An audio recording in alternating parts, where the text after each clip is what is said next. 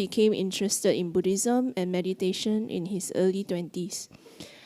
Having completed degrees in engineering and finance, he began his monastic training as an anagarika, keeping the 8 precepts in England at Amaravati and Chitta's Buddhist monastery.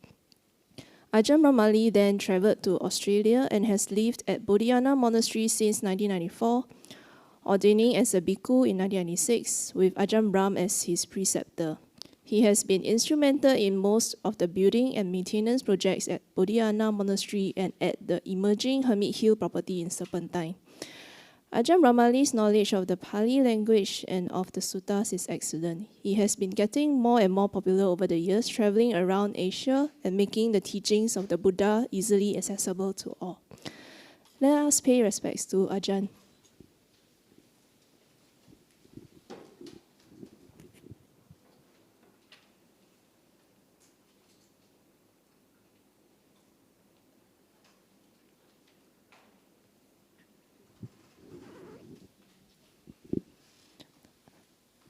Ajahn, can we request for the 3 refuges and 5 precepts?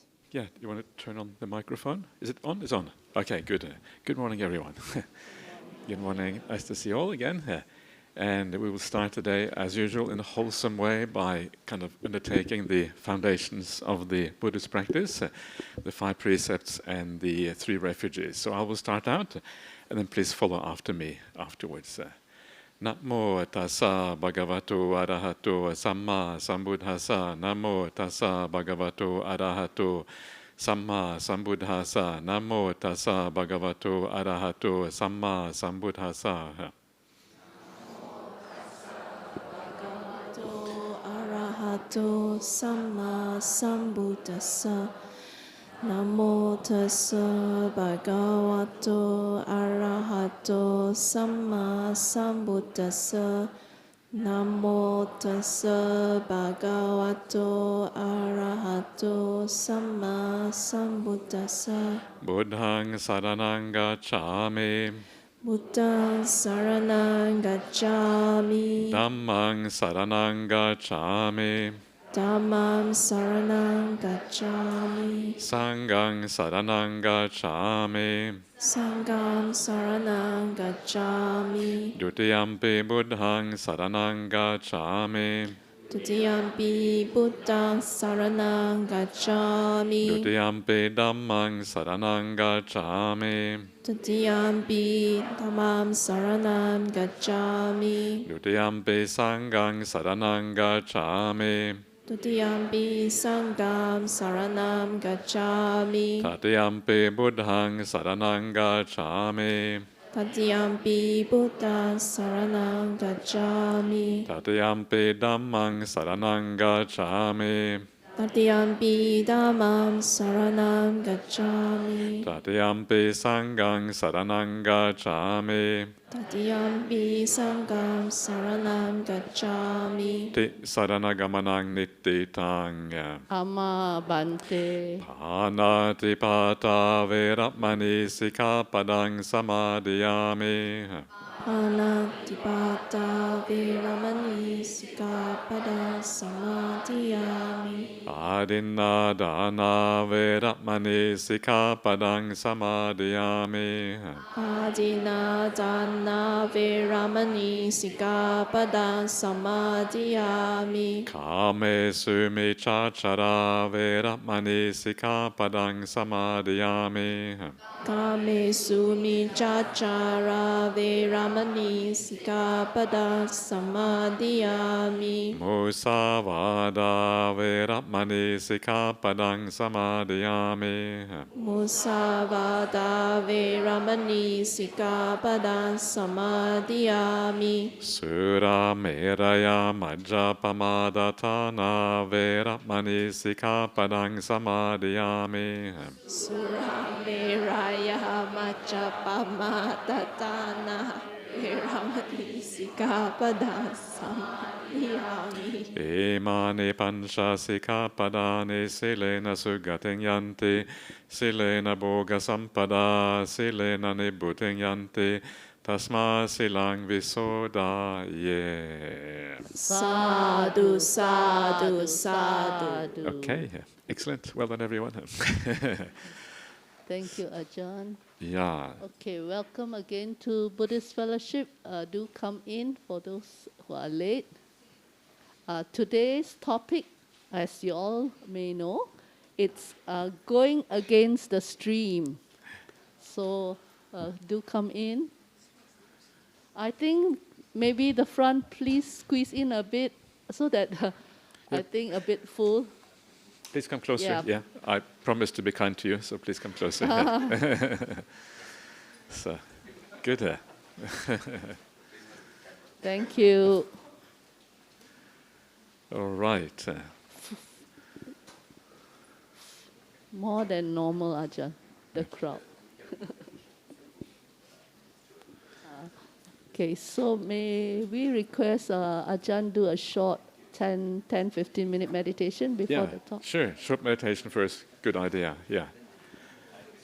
Okay, so that's really good. So first we do the 5 precepts, then a bit of meditation. That's pretty much it. That's pretty much going against the stream, you know. That means we are pretty much done with the whole, all the proceedings. But no, let's do some meditation together. So, okay, start in the usual way. So sit down comfortably.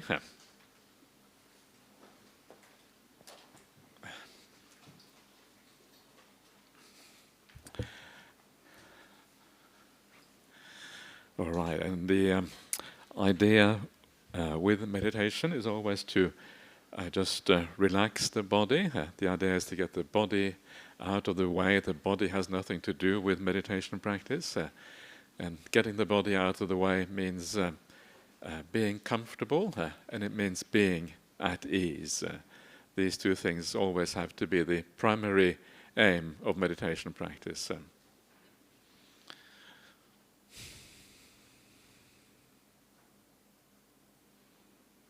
So close your eyes and just feel your body.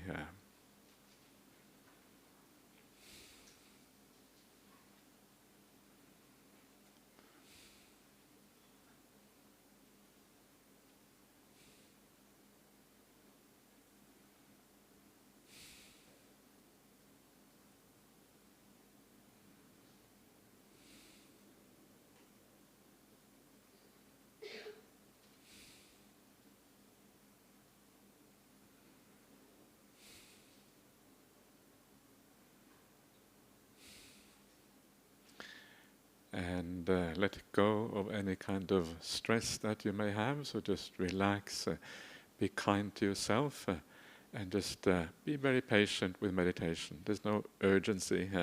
Everything else in life is urgent, but in meditation, everything is just here and now. Nowhere to go, nothing to be done. What a wonderful thing that is.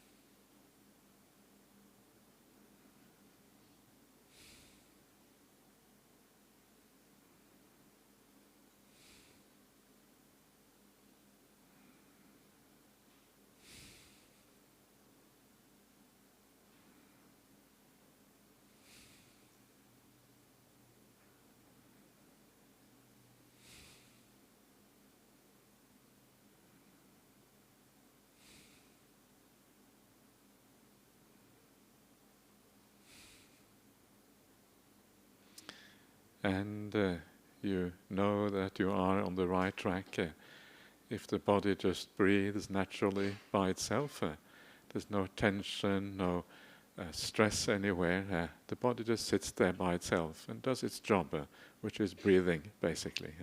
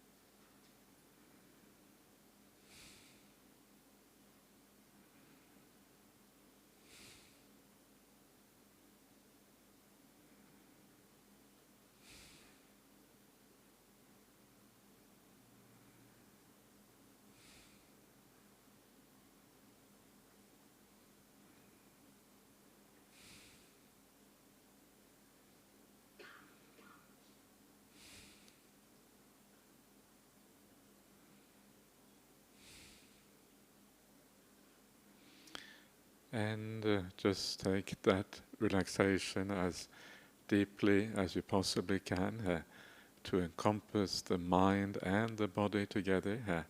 So you really feel at ease. And the trick to do this is basically twofold. Just enjoying the here and now, enjoying the good company, having a perception of kindness towards yourself and everyone else, and then just staying in the present, being with things, allowing them to be, and to resolve themselves over time.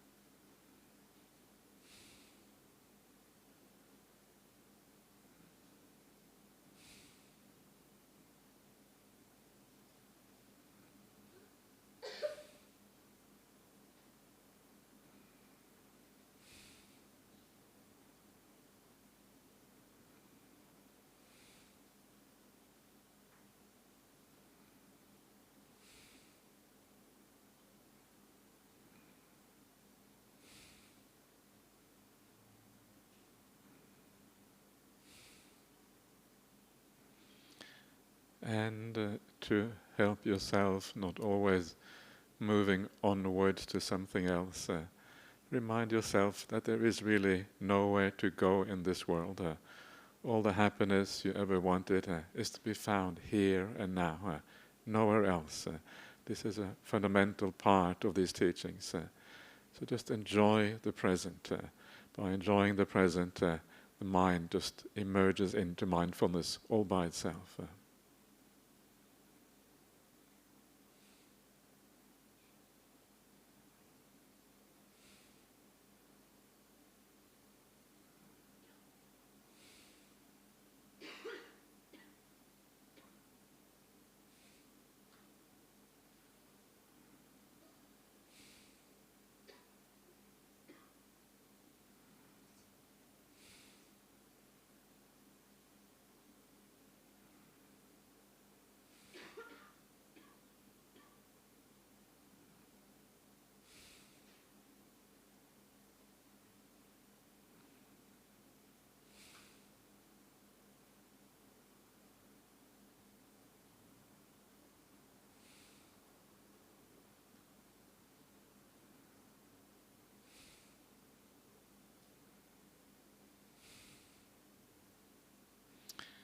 And as you rest in the present, at the same time, just enjoy the good company of being here with your Kalyana Mittas, your good spiritual friends. And what a wonderful thing it is to be part of such a spiritual community.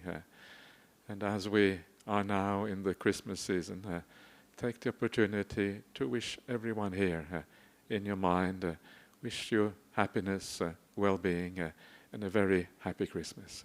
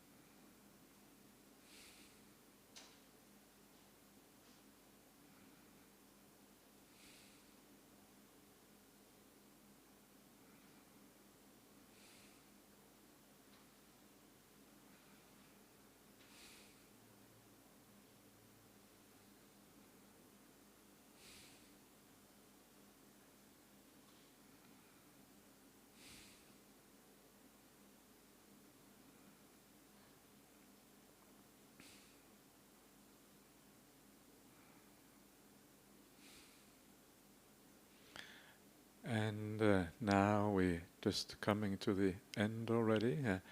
Just before we come to the end, just ask yourself very briefly, how do you feel now?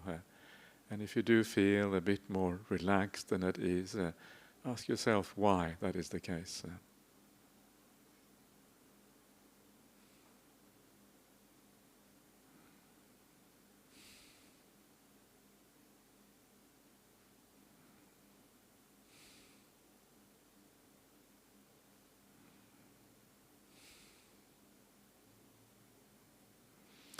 Okay, so please come out of your meditation.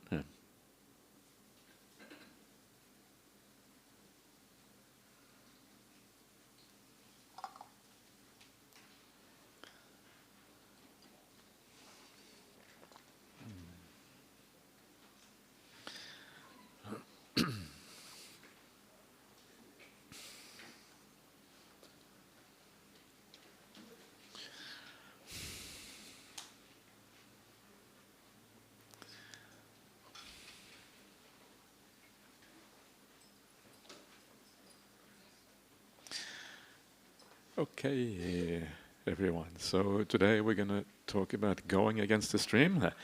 And you are all doing very well already by taking the 5 precepts and doing meditation practice. Can you feel how meditation is going against the stream? You can feel the kind of the mind wanting to do things sometimes, the mind going here, the mind going there, and sitting still doing nothing. It really is often going against the stream. And one of the kind of basic contemplations that I like to do in my meditation practice is always to remind myself that actually there is nowhere to go. There is nowhere to really head. The reason why we think about things in our meditation, the reason why we are distracted, we think about our work, our family. I don't know, do you think about Christmas as well? I don't know, you're all Buddhists. I'm not sure if you think about Christmas or not. How does that work? Do Buddhists think about Christmas? I guess Buddhamas. Okay, you think about Buddhamas. Okay, so how do you celebrate Buddhamas? You come here, right? That's good. So it's weird, and so the idea about not thinking about the future really is to understand that there is nothing of interest in that future. The reason why we crave, the reason why we're always driven on, why the mind always thinks about things, is because we think there's something important in the future. We're going somewhere, we're heading towards something. But really, you're only heading to one place, the graveyard. It's the truth, isn't it? In the end, it's kind of this weird thing. You ask people who have lived a long life, and my life is getting reasonably long now already, and I can kind of see the end coming fast, like this freight train heading towards it sometimes. And you start to realize after a while that all of these things, all of these dreams you had, all of these ideas you had about life, actually the reality is often very different. And the reality often doesn't really deliver those things. And then you come to the very end of your life and you think, why? What was this all about? What was the point of all of this?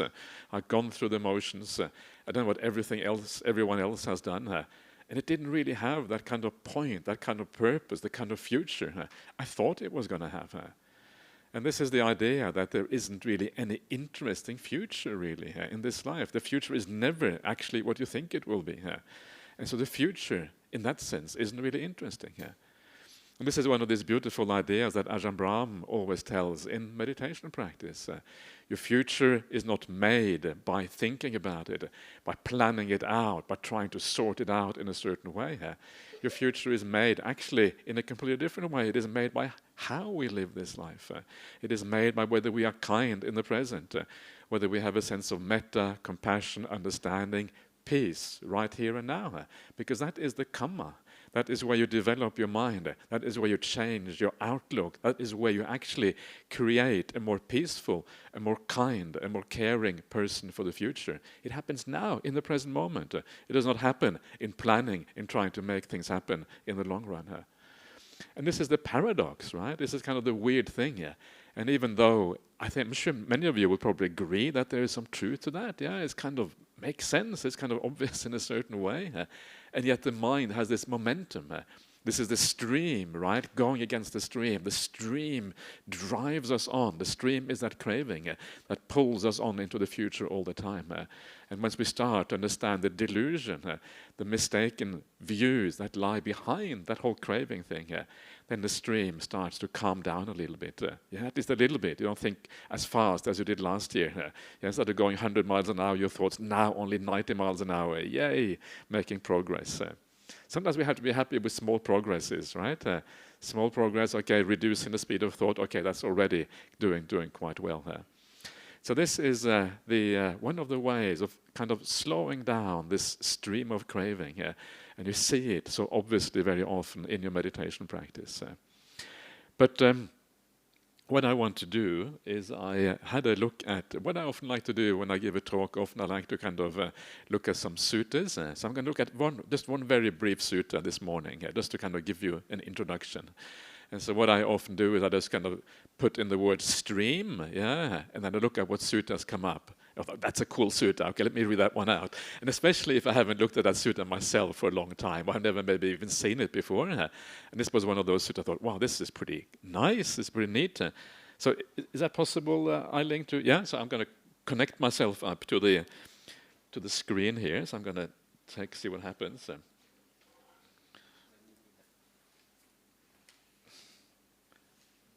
Is that going to be all right? Yeah, I'm just going to have to. What do I need to do? I need to go there.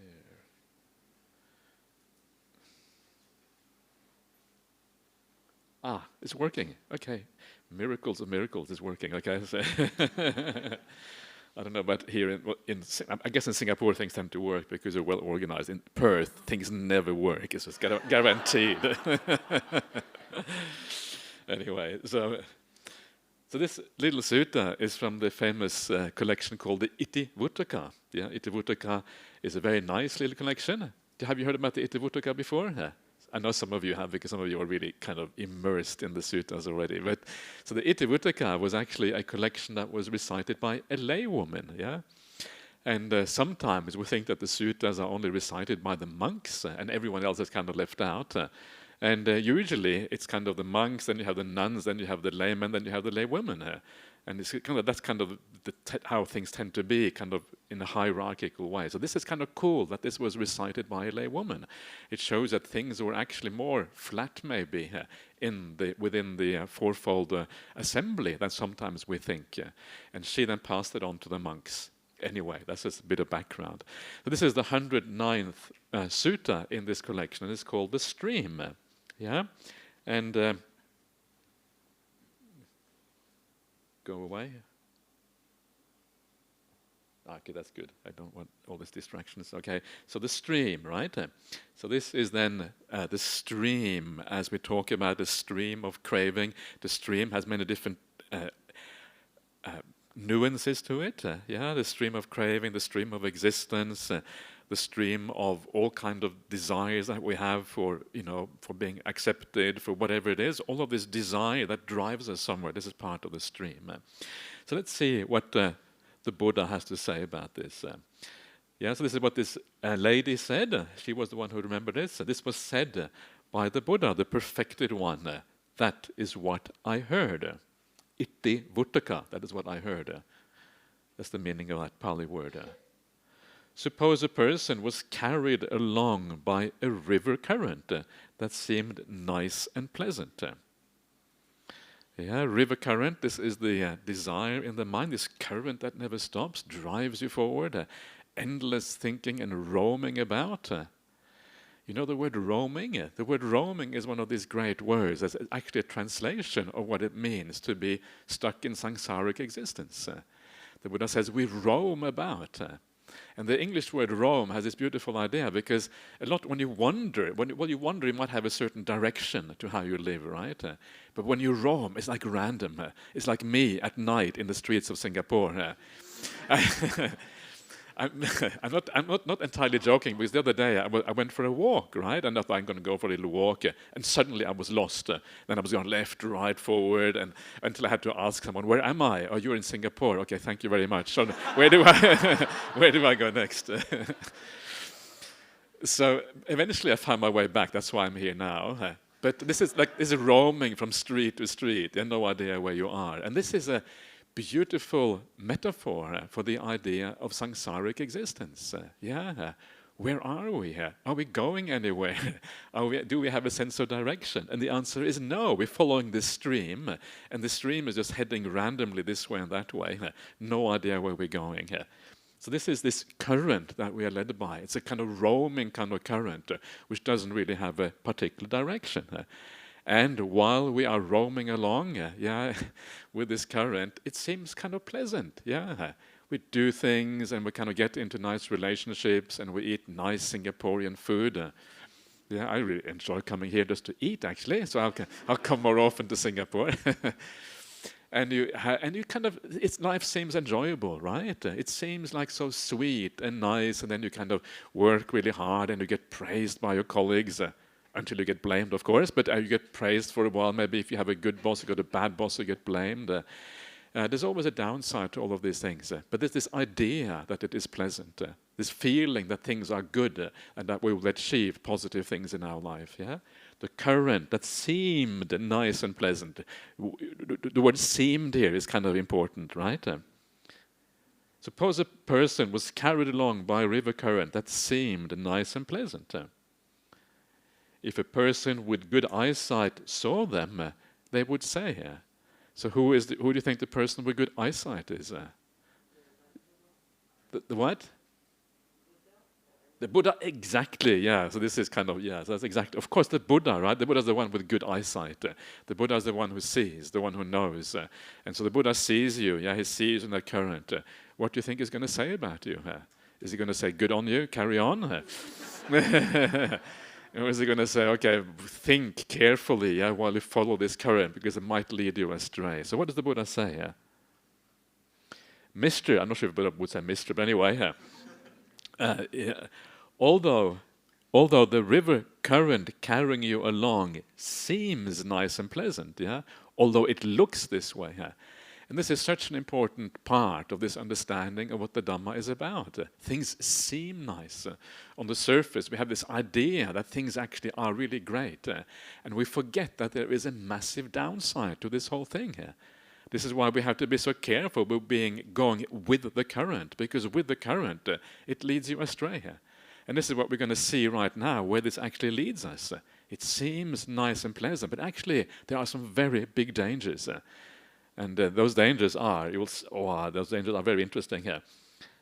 Downstream is a lake with waves, whirlpools, saltwater crocodiles, and monsters. Monsters, that's interesting here.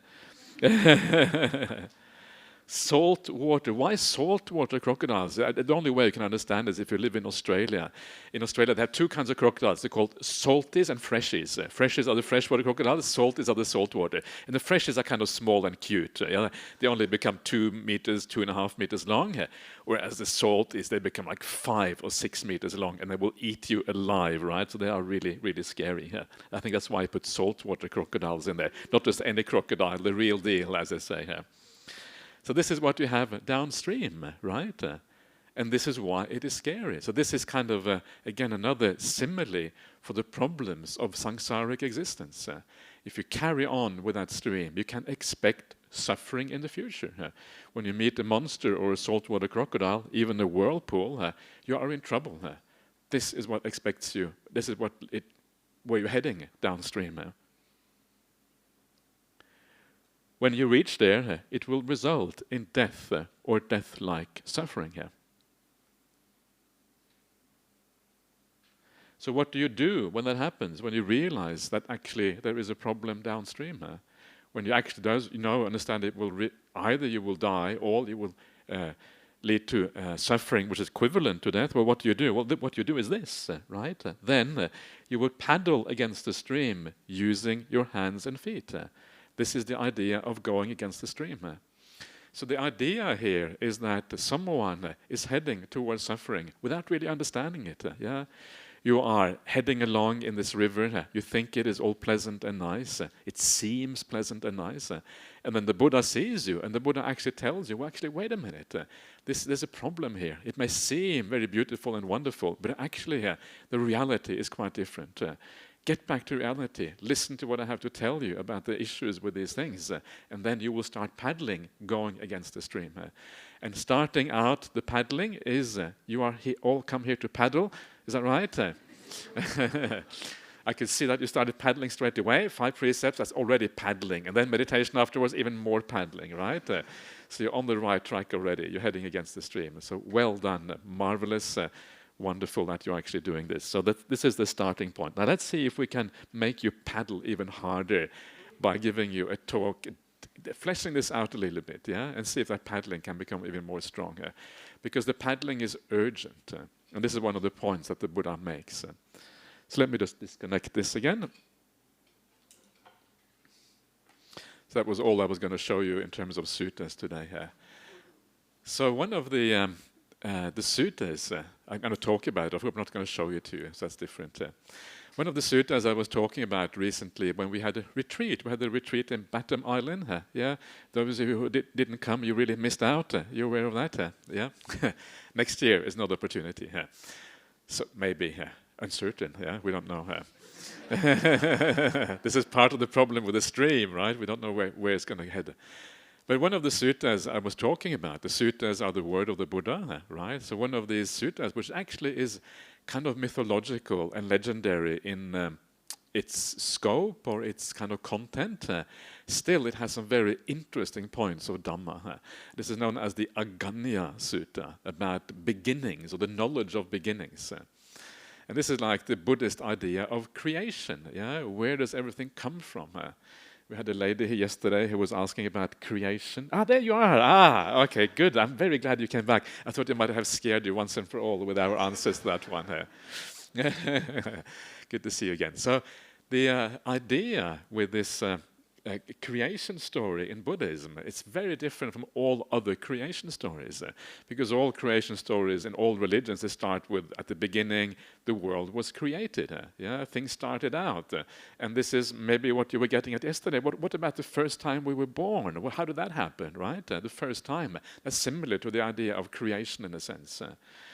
And even science kind of also has a little bit of that problem. Yeah? If you look at science, scientific ideas, it all started with the Big Bang. But how did the Big Bang happen? Yeah? There was a very famous scientist who once said that, give us one free miracle and we can explain everything else. Yeah, the free miracle is the Big Bang. Everything else we can explain. But that we don't really understand, the Big Bang. And that's not really satisfactory from a scientific point of view. And so the Buddhist creation myth is actually very different. And it's not really a myth because this is supposed to be an insight from the Buddha. And it starts with the end. Yeah, it begins with the end of the previous universe, and then you start with kind of the start of this present universe. So the creation begins, the creation is an ending first. Then comes the new beginning, arising out of the previous ending. And this is kind of the interesting thing about the Buddhist ideas of creation. There is no first point that can be discovered. You go back in time, there's always, because everything is conditionality. Everything is caused by something else. Everything arises out of previous cause and conditions. So the idea of a first point doesn't make any sense in Buddhism. Yeah? And to me, this is the only explanation that makes sense also as a scientific idea. There should always be a prior reason to things. And I think, as you know, the cosmologists, when they keep on looking at the Big Bang, eventually they will find a prior cause. Yeah, either a prior universe or something like that. As they keep on prying into this, and actually there are cosmologists now who are working with those kind of theories, that there is kind of, you know, big bangs and big crunches, one coming after the other.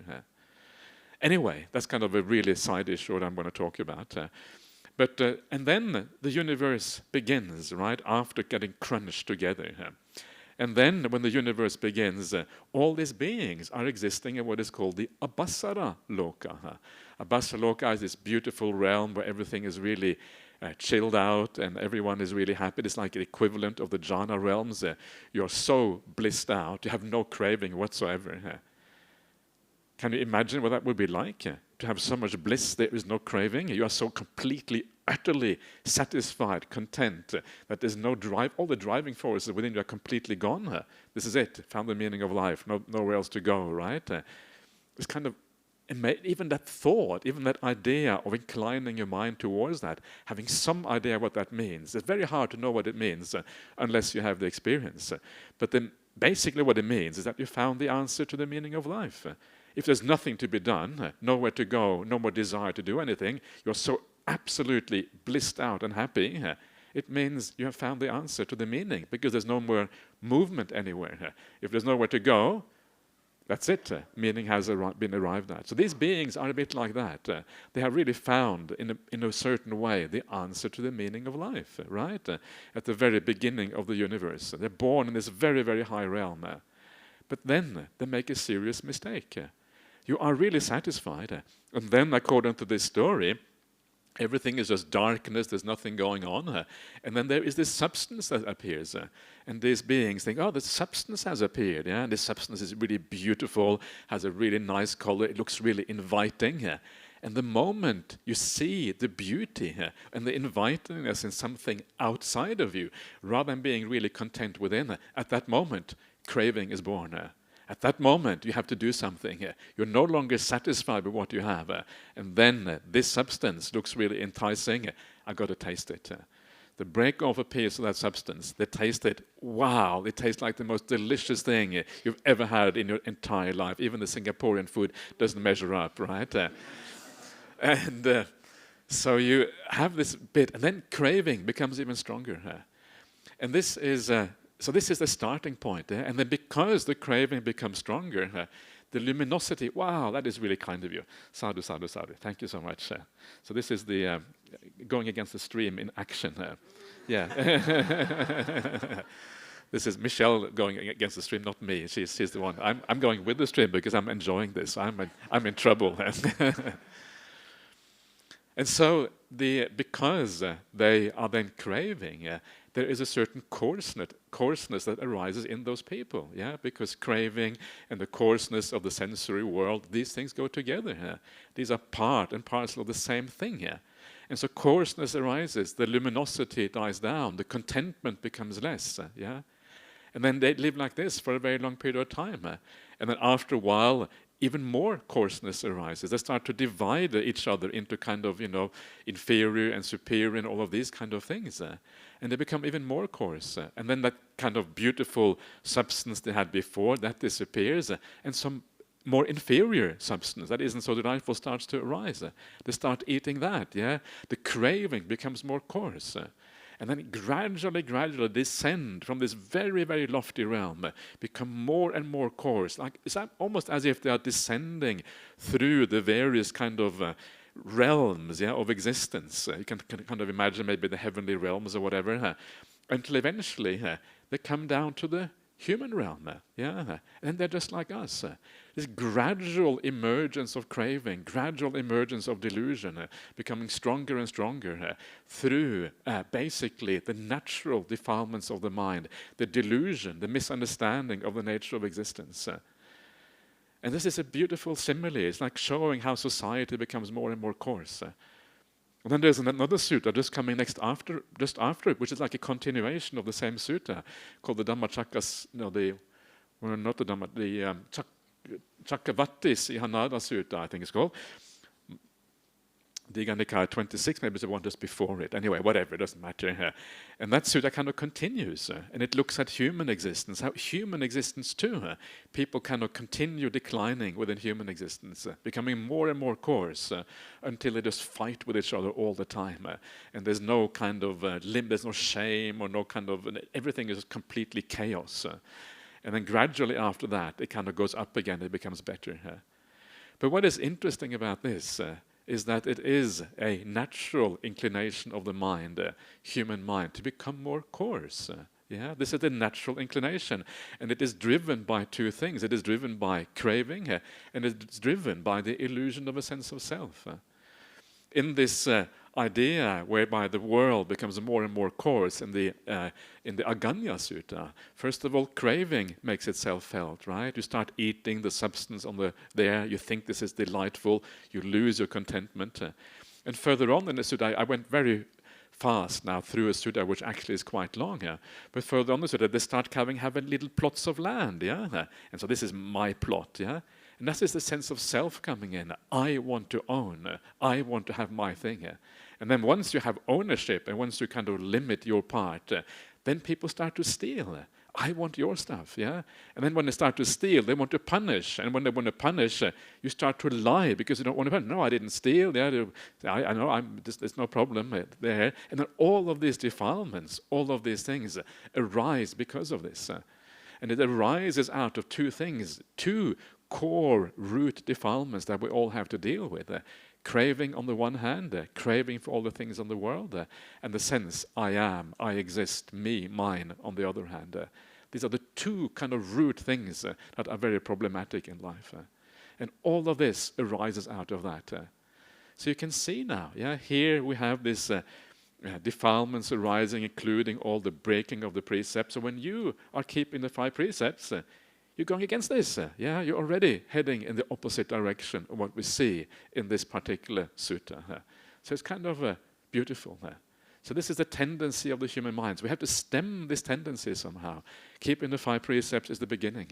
Doing a bit of meditation if you can. If you can't do meditation, that's okay. But all these ideas of being kind and compassionate in the world are really part of stemming that tendency of the mind to become more and more coarse, more and more dodgy as we carry along. So what are a way of thinking about the mind of this? What is this stream that we're talking about? I want to be a bit more detailed about what we mean by the stream. And one way of thinking about this stream is to think about it in terms of the 8 worldly dhammas.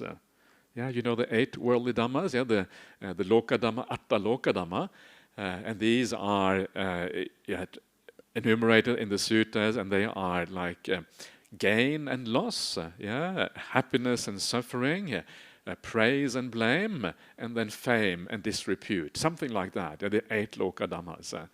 And all of those have to do with basically our society, how we deal with each other, all of these kind of things.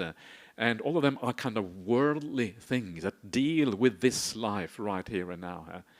So one way of kind of overcoming, of dealing with this, of going against the stream when it comes to these things, and these are some of the most important things to actually understand in terms of the stream and going against the stream. So one of the ways of doing that is to understand the limits of this little existence of ours. It's only a tiny little life. We get born into this world. It's this little thing, this little window that we have. We are alive for a short time. Get born into this world. We do all this kind of weird stuff, which kind of seems to be meaningless when we come to the end of it. And then we die, and we think, why on earth did this happen to me? It makes absolutely no sense. What was this all about? And once we start to understand that our life is only this short little thing, this tiny little slither in this enormous thing we call existence in the broader context, that is when we start to actually change our attitude to what this life is about. It doesn't seem so important anymore. It opens up a view of the world that is far, far larger. What if you're going to live again in the future? What if there is such a thing as rebirth, right? What if I have lived in the past? Then what is really significant? Is it that I make the most of this little life? Or is it more important that I make the most of this large thing that we're talking about, this existence overall? And it's kind of obvious, right? If you're going to live again in the future, you don't want to destroy that future by being silly in this life. You want to have a much more long-term investment horizon.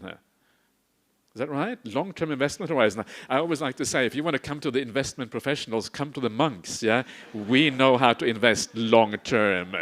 These other dodgy characters, they have no idea about long-term investment. We know the real long-term. This is the problem with wrong view, The whole world has wrong view. They think long-term means, 10 years or 20 years. Actually, that's really, really short-term. 2 eons. Okay, now we're talking long term. But this is so true, and it actually does show you the problem with the wrong view in the world. So let me deal just very briefly with the idea of rebirth. Yeah, many people, they have problems with the idea of rebirth, and I want to just make it very briefly show you why we don't really have a very good reason for having problems with the idea of rebirth. One of the main reasons it is problematic is that it is not really the current culture in the world tends to reject these things as if they are superstitious. Yeah. But it's very important to understand that if you look at kind of where this comes from, culture is always changing. Yeah, the ideas of how we think about things are always changing. These things are not constant. Of course, if the idea of rebirth had been disproven and had been shown by maybe science or whatever to be false, of course, then we would have to take it seriously. But it's very important to distinguish between scientific certainties and the opinions of scientists. These are not the same thing. Scientific certainties are kind of the laws of the universe that have been figured out, yeah, and they are also kind of only certain within certain limits. Maybe things like evolution, yeah, that basically has been, I think, shown scientifically to be true. And so these are kind of scientific certainties. But there are things in the world that actually science doesn't really know much about, and which science actually acknowledges it doesn't know much about. And one of those things is the mind. And if you don't understand the mind, how can you have an opinion about rebirth? Actually, you can't. They shouldn't have an opinion about rebirth, right? This becomes part of our culture. It becomes part of the way we look at things without really a solid basis for having that kind of opinion. And there's a very interesting book. This is one of the very famous books written in I think America, as an American author. And this was called something like it's called what's it called again? The Structure of Scientific Revolutions. That's right, The Structure of Scientific Revolution. It's a very well-known book about the history of science. And this particular book, what it says, and this is actually very important for this kind of purpose, is that science moves like in jumps and leaps, yeah? And in between those jumps and leaps, it's like stuck in a certain worldview. These are called paradigms, yeah? It's a particular way of thinking about the world. And kind of the idea here is like, before quantum mechanics, people were stuck in what they call the classical view of the world of physics. And then you got quantum mechanics, there was like a leap, yeah? And in between these periods, when you have these leaps in understanding, you are stuck in a particular way of looking at the world. And this is what culture is. Culture is part of this idea of being stuck in particular ways of looking at things. And so the idea that there is no mind, or mind is kind of a result of material things, is this particular way of being stuck. It is like a fashion in the present moment, right? Right now, the last 100 years or whatever, this has been the fashionable outlook, yeah? And we should not follow fashions as Buddhists. Fashions are kind of already, if we follow fashions, we're never going to hang out with the Buddha. The Buddha is like the most conservative and boring, yeah? And but these are fashionable outlooks of the present culture, and they have got nothing really to do with the underlying reality. It's one of those things that I always found very fascinating about, especially if you look at the history of Western philosophy. The idea of materialism, and the idea, which materialism is the idea that the mind emerges out of material phenomena on the one hand, and the idea of idealism, which is that mind is primary, material phenomena are secondary, they emerge from the mind. These two ideas are kind of yo-yoed throughout history. For a period, one is fashionable, for the next period, the other one is fashionable. And that's when you start to see, when you look at kind of the broad perspective like that, you don't take these fashions so seriously anymore. You say, okay, let's forget about these fashions. These are not certain. And then what you do instead, you ask yourself, well, actually, if these are fashions, maybe I should look to the Buddha instead for the answer to these things. That is what is interesting to me. Because if you have taken the refuge in the Buddha, what it means is that we take the ideas of the Buddha seriously. To me, the greatest reason of all to believe in the idea of rebirth is that the Buddha said there is rebirth. Science is going to have to come up with some very solid evidence before I'm going to take that before the word of the Buddha. Yes, as Buddhists, we should always look for truth wherever it is found, because the idea of Buddhism is actually to look for truth. Yeah, we want to see reality, so we shouldn't reject science. At the same time, we want to know that we are actually taking on board real things and not kind of artificial things. So for me, when the Buddha says there's rebirth, that trumps all of the opinions of scientists that are not actually based on any solid evidence anyway. And there's a lot very interesting movement right now in the world. You look at some of the most famous scientists in many areas, whether it is in physics or in neuroscience or whatever, and they are saying, we don't understand mind, we need to change. And there's a movement to kind of bring mind back into science and back into philosophy again. And that's what I mean. Yeah, we are basically stuck in a certain outlook, a certain culture. And so for this reason, taking rebirth seriously actually is not problematic at all, as far as I'm concerned, from a scientific point of view. And we should do it because the Buddha said there is rebirth. To me, that is the highest kind of evidence. So rebirth matters. I just want to get that out of the way here. I gave a podcast recently where I talked about this for an hour with someone. I talked about why materialism is baloney.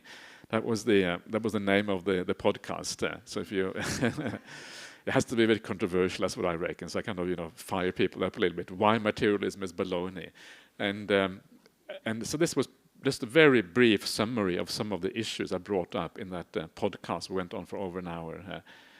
So once you then start to come to this Buddha's idea of that there might be rebirth, that this thing probably is a reality if the Buddha said there is, that changes your view of things.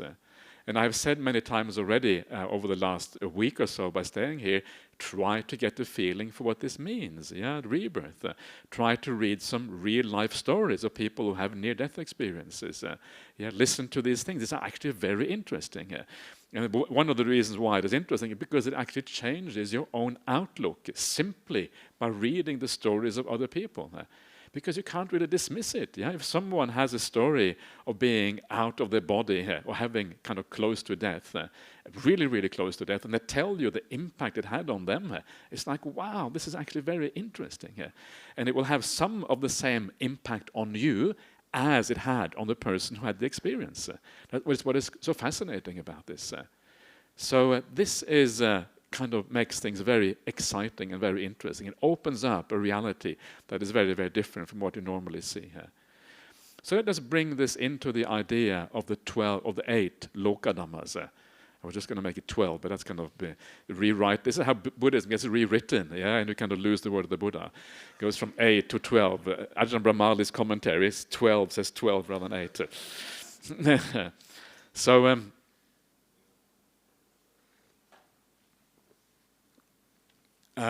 So starting off with maybe one of the easy ones is like praise and blame, right? Starting with praise and blame in the world. So we tend to get attracted by praise and blame. This is what kind of is important to us. The first thing I would like to say about praise and blame is that usually the people who praise us and blame us, they are clueless anyway. They praise us for all the things that are not really worthy being praised for, and often they blame us for things that are completely irrelevant. And the Buddha has this beautiful saying, this is found in the first sutta in the Digha Nikaya, where it says, if someone praises or blames you, you should ask yourself whether they have a point. And if they praise you, okay, very often they might praise you for something superficial, but if they're right about it, okay, they are right about it. Okay, you are really good. Yeah, I'm pretty good, so that must be right. I'm exaggerating a bit, but they get the general idea. Does it make sense what they're praising you for? You are being virtuous, you're living well, you're keeping up. Yes, that's true, I'm doing that. But if someone blames you, it's the same thing. You just ask yourself, are they blaming you for something actually really worthwhile? Do I have that fault? And if you haven't got that fault, there is no issue. You can just put it to one side. Don't have to worry about it. And if they have a point, well, then you can learn something from the blame of others. So blame and praise, usually in the world, are given by people who don't really understand what is important. It is like superficial. It doesn't really get to the core of things. But if someone praises you who really is wise, if the Buddha praises you, That's a bit difficult now because the Buddha is not around, but say someone who takes the Buddha's place, I don't know who you might have confidence in, someone who is really wise, and they say, wow, you're doing really well. Then you have good reasons for taking it seriously. Yeah? And the weird thing is, if someone praises you who actually has very profound spiritual qualities, actually you often don't feel a sense of ego afterwards. Yeah, you feel like a quiet sense of satisfaction. The Buddha is praising me. The Buddha says you should keep the 5 precepts. Okay, if the Buddha says that, the Buddha's in here, by the way. This is where I got the Buddha. He's hiding in here. When I open it up, Buddha comes out. So when the Buddha says, you know that you're doing the right thing, and you can have a quiet sense of satisfaction with how you live. And that is the right way of taking on board praise by someone who is wise. It doesn't tend to lead to a sense of big ego, because it is precisely Dhamma qualities that come through. So this is how we think about this, right? And then you kind of use these things in a Dhamma way, rather than allowing yourself to be carried away. And this means that in life, we don't take these things so seriously anymore. We become much more even in our life. Praise and blame tends to kind of buffet us around, up and down, yeah, and we kind of feel bad and we feel good depending on these things. Actually, don't allow yourself to be manipulated so easily by the world. This kind of praise and blame doesn't matter so much. And of course, in the long run, if you look kind of what happens in the long run, again, in terms of rebirth, all of this praise and blame and this existence actually is completely irrelevant. When you die, it's all going to be gone. It has nothing to do with you. What remains with you are the qualities that you developed during this life. So understand again what praise matters, what blame matters, that which helps you to develop in the right way. That is what you should go with. Even more kind of banal is the idea of being famous, or being popular, or being unpopular in the world. There's even more, look at why people are popular, why they are famous. It is all these incredibly superficial things. Some movie star is very good looking, so they become very popular. It's nothing, there's nothing there, there's nothing underlying, it's just a superficial, it's just an image, it's an appearance. You might as well make a painting of something and see the painting is beautiful, and that's really all it is. But what is behind that image, behind that appearance, of course, that is what really matters.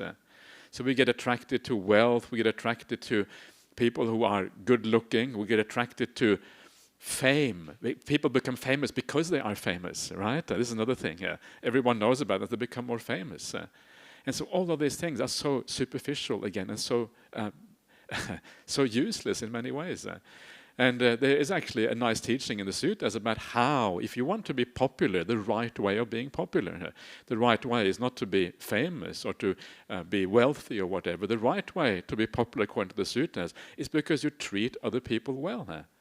There's the 4 foundations of popularity according to the Sutta. So this is if you want to be popular. I wouldn't, not recommend it, but anyway, if you really want to be popular, this is how you do it, right? So you treat other people, you are generous, that's number 1. You are beneficial to other people. You do acts that are beneficial to them. You speak them in a way with them that is endearing. And the last one is you treat people equally. These are called the 4 Sangha Vatu. But the 4 bases of bringing people together here.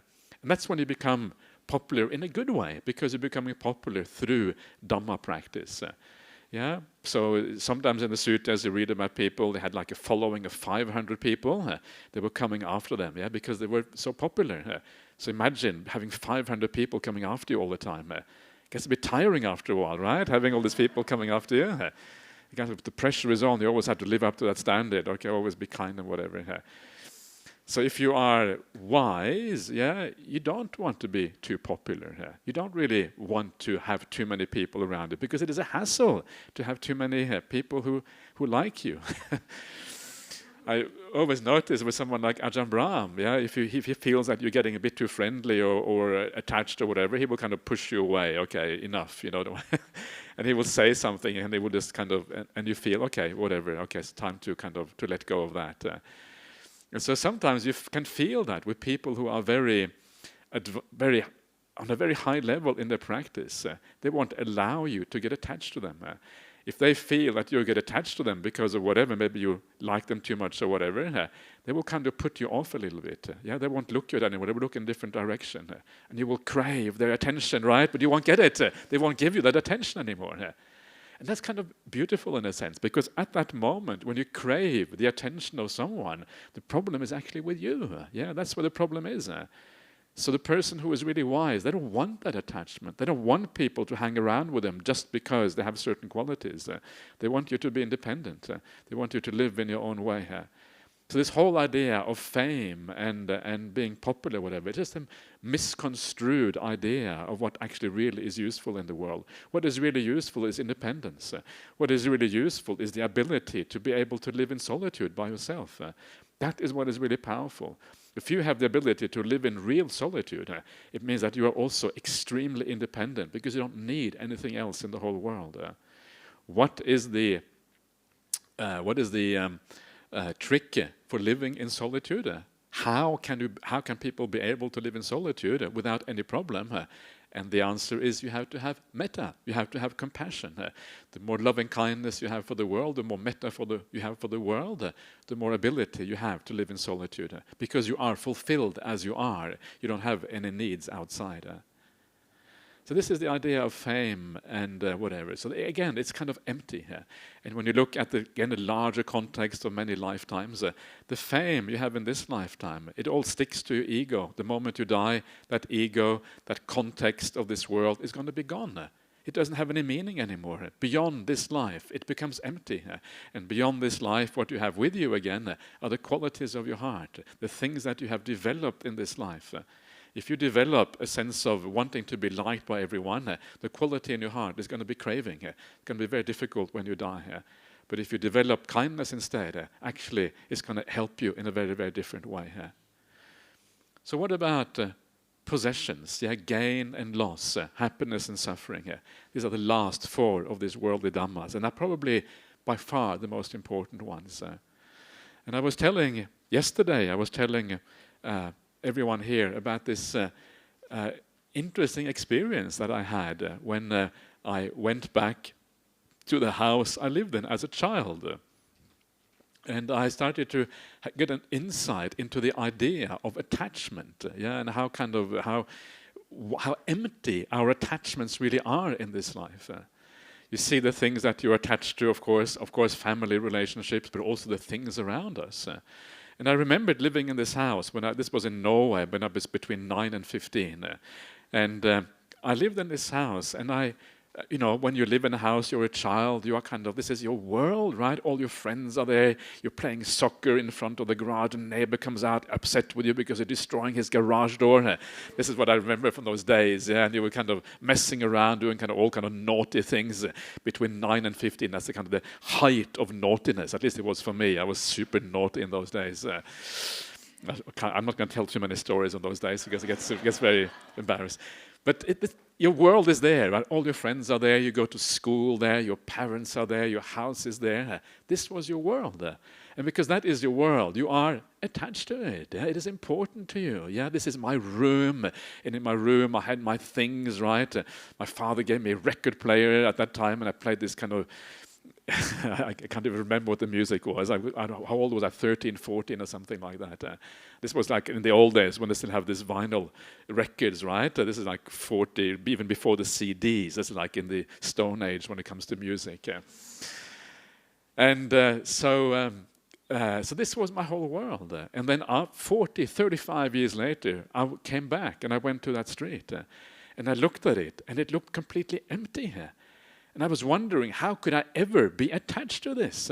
There was nothing there anymore. The people were different. The house that was so important, it seemed like nothing. It seemed like this little donkey, this kind of dodgy little place where there was nothing to it. And the street I was, which seems so large when you're small, it seemed like this tiny little kind of suburban place that was kind of nothing. And everything seemed so almost the opposite. I used to be attached. Now it's almost like I had a revulsion towards it. It's like, whoa, yucky, this is really yucky. I don't want to be here anymore. It's almost the exact opposite effect. And then I started to realize that actually everything is like this. Our relationships are exactly the same. They last for a while, and then suddenly the relationship stops. And it doesn't take long before you are maybe in a new relationship. And the old relationship, after a while, sometimes we are attached to it, but sometimes we're not. Sometimes we just let go completely, and we get really averse towards that person that we actually were in love with before. Everything is so changeable. These attachments that we have to family, to people, to things, are they real? Are they empty? Is there anything really there? If you think about your past life, you were attached to so many different people in the past life. You had a family then, you had a husband or wife, you had children, you had parents, you had friends, you had a house, you had a car. If you were lucky, unless you were reborn in a ghost realm or something, you didn't have any of those things maybe, but assuming that you had something similar to what we have now, you had all of those things, and you were really attached to them at that time. And now, what happened to all of those things? What do they mean to you?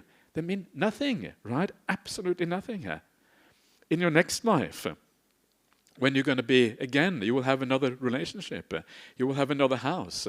You have other things you are interested in. You might be a Christian in your next life, right? Now you think you are attached to Buddhism now, and then you're attached to Christianity. What are you? Are you Christian? Are you Buddhist? You have to kind of make up your mind. This is why this is urgent, right? So again, all of those attachments in this life will seem empty. They will seem pointless. And once you start to see life in this way, you start to understand that these attachments that we have, they are almost like mirages. They are not real. There is no essence to them. And this is where this beautiful simile of the Buddha comes in, the simile of the borrowed goods. Everything in this world is borrowed. You have it for a while. It feels like we own these things. It feels like it is me and mine. But that feeling of ownership that we have is basically hollow. It is not real. It is it's a delusion that we have more control over these things than we actually have. So start looking upon your life, everything in your life, as borrowed. And if you start to look at things in your life as borrowed, you start treating it and thinking about it in a very different way. If your house is only rented, if your car is only borrowed, if your family is only people passing through for a short time and then they move on, who are your children anyway? Are they your children? Or do they have their own individual existence?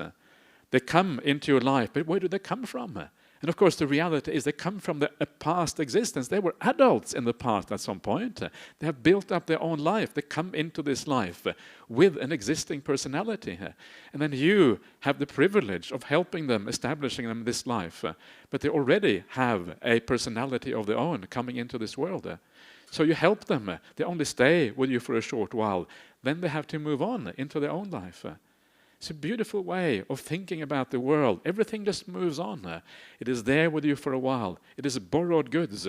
And then you move on again into the future. Gain and loss are not really real. They are temporary. So there's no need, there's no point in being too attached, or having too much craving for these things. Remember the big picture. The big picture is that there's going to be another life again in the future. What matters in that big picture is not what you have in this life, because it's going to have to go. What matters are the qualities of your heart and your mind that you build up in this existence, that then will go with you into the long term. That is what is really important. The things of this life, the atta loka dhamma, are kind of really irrelevant. They are minor. They don't really matter all that much at all. So this is this idea of understanding existence from a kind of larger perspective, standing back. And this is one of the reasons why the Buddha, when he talks about right view, one of the most basic things of right view is the idea of rebirth. And if you understand the idea of rebirth in the right way, and you accept that as a reality, it changes your attitude to this very life. I think this is such an important thing. And it's something we always tend to underestimate. What does it mean to have a right view? Right view means that we understand happiness and suffering in an entirely new way. We don't think that happiness is in this life. It was one of the very powerful things that we also looked at during this retreat at Batam Island was the Samanyapala Sutta, the fruits of the ascetic life. And in this sutta, it starts off with the tragedy of King Ajatasattu. King Ajatasattu was a king who killed his own father, right? And killing your own father or killing your own mother is considered one of the worst things that you can do according to Buddhist teachings. And you're going to be reborn in a very bad destination as a consequence of that. But the tragedy was that he did not have this idea of rebirth. He killed his father because of ambition. Yeah, he wanted to be the king. He wanted to take over the kingdom and be the ruler. He wanted to invade all the neighboring countries. It was an extraordinarily ambitious king. And the ambition of this life made him destroy his future existences. That is the tragedy. And we are all a little bit like that. You, every one of us, me too sometimes. Maybe I shouldn't say that, but it's true. We are all a little bit like that. The ambitions of this existence make us sometimes do things that destroy our long-term happiness. The ambitions of this existence are the craving that have to do with this life. The desire for status and prestige in this existence. The desire to have more or to control things and to make sure that our kids do the right thing or whatever. All of these things are the ambitions of this life. They tend to destroy our long-term future. Why? Because we do things that are bad to ensure that we get things right in this life, or that we get things in this life that are not really worthwhile. So this is such a powerful way of thinking. And once you start thinking like this, once you start to understand why the Buddha calls this right view, you change your attitude to life. And what does that mean? It doesn't mean that necessarily you become a monk straight away. Not straight away, right? Maybe a few years down the track, maybe. But it doesn't mean you become a monk or a nun straight away. But it means your attitude to your life changes. You start to live with more kindness. You start to live with more virtue. You start to live with more understanding. You start to live trying to figure out what did the Buddha really teach? What does it mean to be a wise person? What does it mean to experience a meditation, something that is actually deeper than our present reality? All of these things become more important to you because you understand there is a greater reality. This is what we mean by the spiritual path. This is what it means to go against the stream. The stream is all the things of this world that seem so important to us, but understanding the big picture helps us to go against that stream and do the things that really are good for the long run. That means initially you will have a good life next time around. It means that you will carry with you good qualities that ensure that this will last for a long time. And ultimately, if you keep on living the right way, it may even ensure that you make an end of this whole thing we call rebirth. That may be further down the track, but start off by seeing the simple things. And when you start off understanding the simple things, you can move on to the more profound things down the track. So my Christmas message to you is be kind. Yeah, live well, do the right thing. And if you can do that, I can guarantee you, if you can do that properly, well, deeply, in everything that you do, the way you think, the way you act, the way you speak, I can guarantee you, you're going to have a much happier life as a consequence. So, there you are. That's enough, I think. So I'm going to give you a chance to ask some questions or to make some comments or whatever you like. No complaints are allowed, but anything else is okay here. So please fire away here.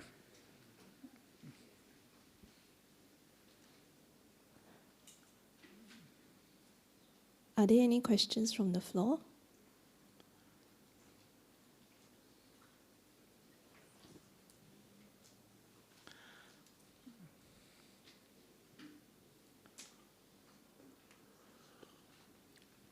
Do you agree with what I said, or do you think it's a complete load of nonsense? Hello,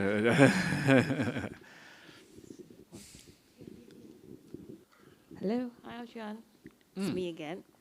So yesterday. Okay, good. Okay, I'm glad to have you back again. Excellent. Yeah, please carry on. Yeah. Yesterday you actually said there's no first birth, but this morning we just started off, and I get the feeling that you're now saying we don't know the answer. Is that right? Well, this is the very interesting thing about this, is that the way the Buddha phrased it, he says there is no knowable first point of existence, right? And this is kind of what I like about the Buddha. He's very pragmatic. He doesn't give you some kind of philosophical answer that can never be proved, like there is no first point. Because how can you possibly know whether there is no first point? It's impossible to know. Our knowledge can only stretch back so far into the past. Even if you can remember your past lives, you cannot remember for infinity. That's by definition impossible. So this is why the Buddha doesn't say there is no first point. He says there is no knowable first point. So you can go back one birth prior to one birth prior to one birth. But there comes a point when they say, okay, I'm tired of this. I'm fed up with looking into the past. I'm going to stop here. Okay, there is no knowable first point. Right. So the Buddha says basically that it's a kind of a pragmatic kind of approach to reality. So yes. Thank you. Yeah. So it does also mean that I'm getting into deep waters here. Okay. If you reach nibbana, there could be a chance that.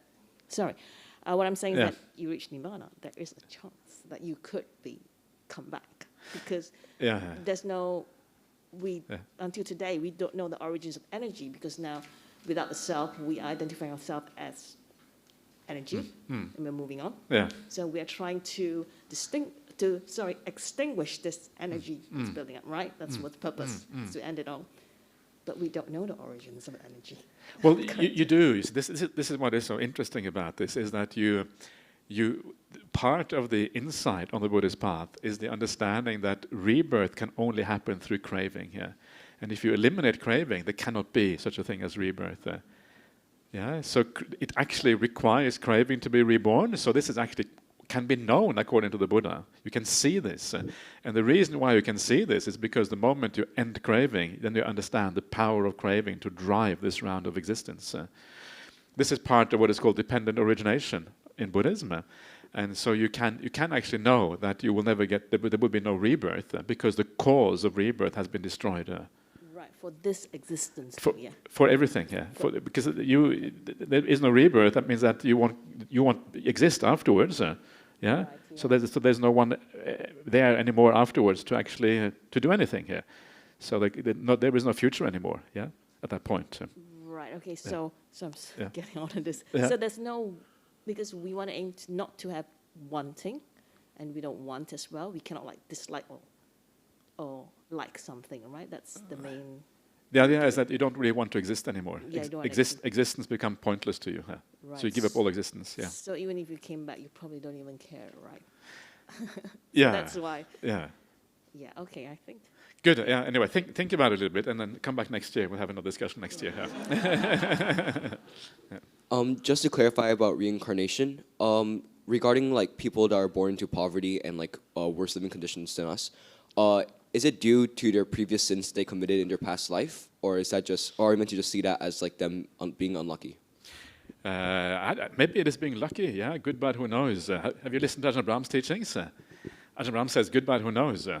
It depends. I mean, we always tend to think that if you are in poverty, you're unlucky. And yes, I mean, of course, there is a bit of lack of luck there because being in poverty is not necessarily a good thing, and usually it's bad, but it really depends what you make of things. That is much more important than what you actually are. And sometimes what happens in life that you start off really wealthy, you lose all your money because you invest stupidly on the stock market. So how you react to that loss, that is really the important point, not whether you lose your money or not. If you jump off a tall building after you lose all your money, well, that's kind of bad idea, right? That is kind of a bad reaction. But if that loss of money makes you more spiritual because it starts you, wait a minute, what's going on here? Why am I so attached to all this money anyway here? Maybe there's something more important in life.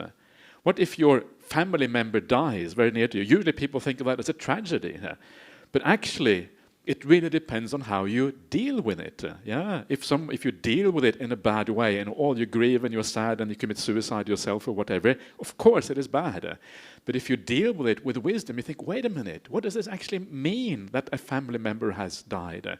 Family members have to die eventually anyway, right? They just died a bit earlier than I thought they would. What does it mean for life? What does it mean for my own development mentally, spiritually, all of these kind of things, right? So this is the point. The point is that even in poverty, if you use your poverty wisely, it may be better than being a rich person who uses the riches unwisely. So we don't even know whether it's good or bad. But the second point that you were really asking about was about karma, right? Why do you become poor in the first place?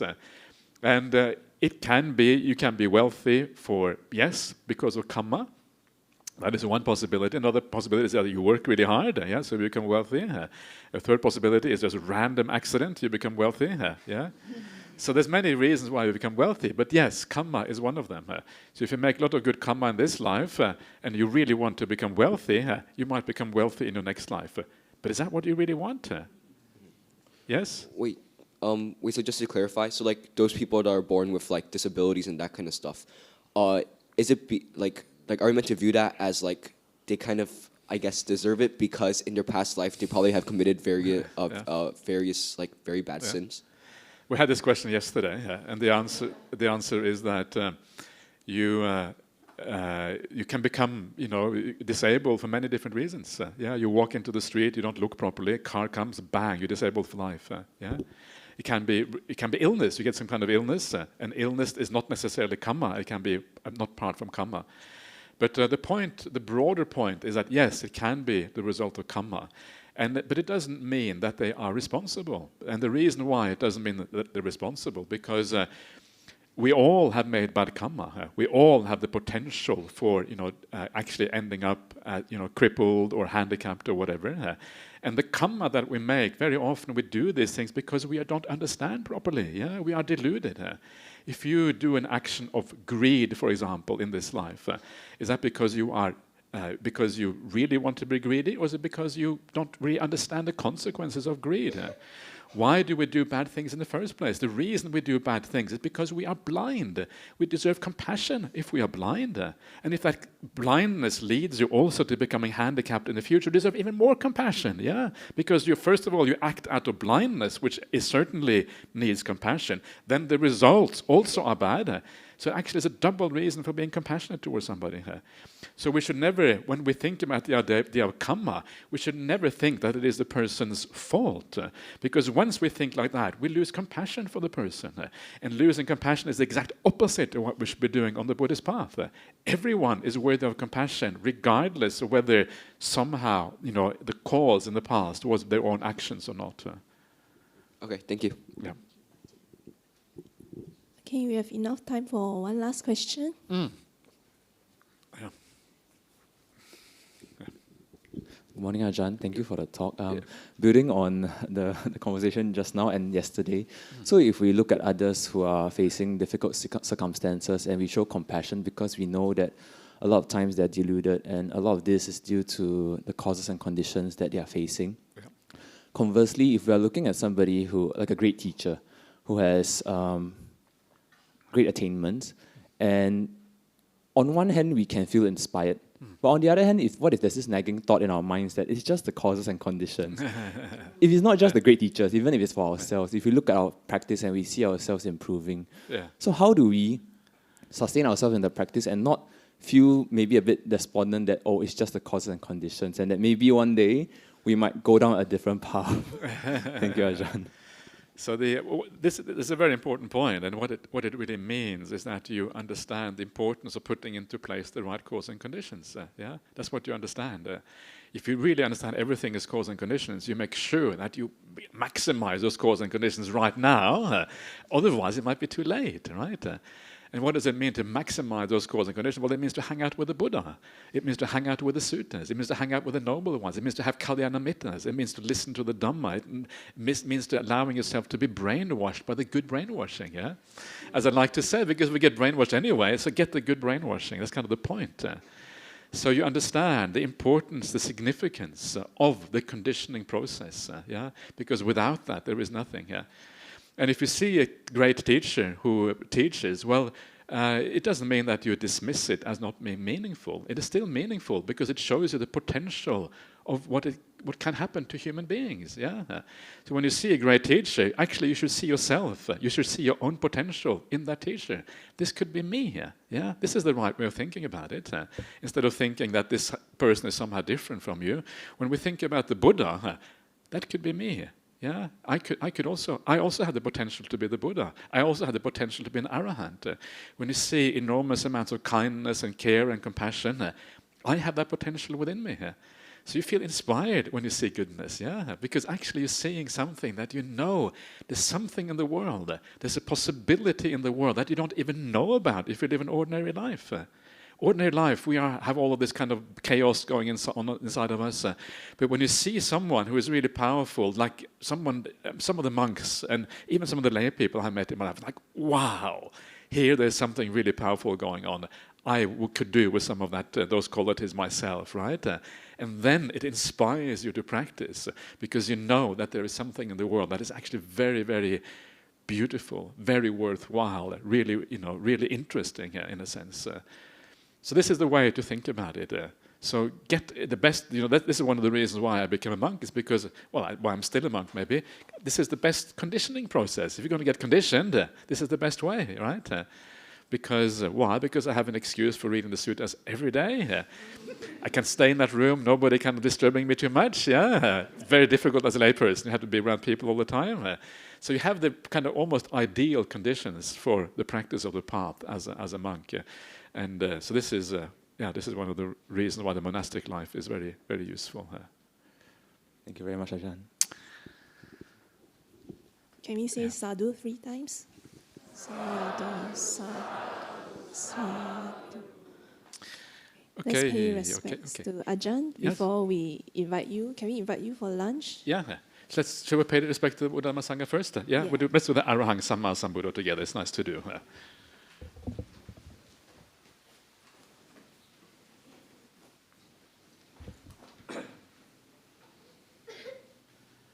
Arahang Samma Sambuddho Bhagava Buddhang Bhagavantang Abhivademi Svakato Bhagavata Dhammo Dhammang Namasami Supatipanno Bhagavato Savaka Sangho